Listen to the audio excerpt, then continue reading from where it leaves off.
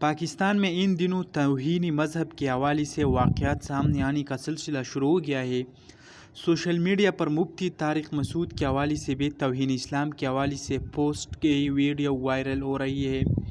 Social media پر موجود پوسٹوں کے مطابق مشہور عالم دین مفتی طارق مسعود پر مذہب کی توہین کا الزام ہے، تاہم اس حوالے سے سوشل میڈیا پر ہی مفتی طارق مسعود کا بھی بیان زیر گردش ہے، جس میں ان کا کہنا ہے کہ توہین مذہب کے الزام میں کوئی صداقت نہیں ہے۔ مولانا مفتی طارق مسعود دیوبندی مکتب فکر سے وابستہ پاکستان عالم دین ہے۔ طارق مسعود تبلیغی جماعت سے بھی وابستہ ہے۔ طارق مسعود بطور مہمان اکثر پاکستان ٹیلی ویژن چینلز پر بطور اسکالر مدعو کیا جاتا ہے اور اپنی خوش اخلاقی کی وجہ سے سوشل میڈیا پر بھی کافی مقبول ہے۔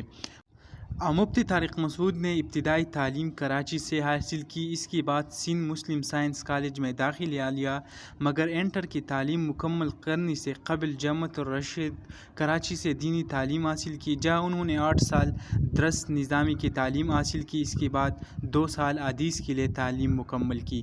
مفتی طارق مسعود نارتھ کراچی کی مشہور جامع مسجد الفلاحیہ میں گزشتہ کئی سالوں سے امامت کروا رہی ہے۔ اس کے علاوہ جمعہ کے خطبات اور اتوار کو عشاء کی نماز کے بعد درس دیتا ہے، جبکہ سوشل میڈیا پر بھی ان کی بیانات سننے کو ملتی ہے۔ لیکن جو ویڈیو سوشل میڈیا پر وائرل ہے، اس کے بارے میں مفتی طارق مسعود نے جو بیان دیا ہے وہ آپ کے سامنے ہے کہ مفتی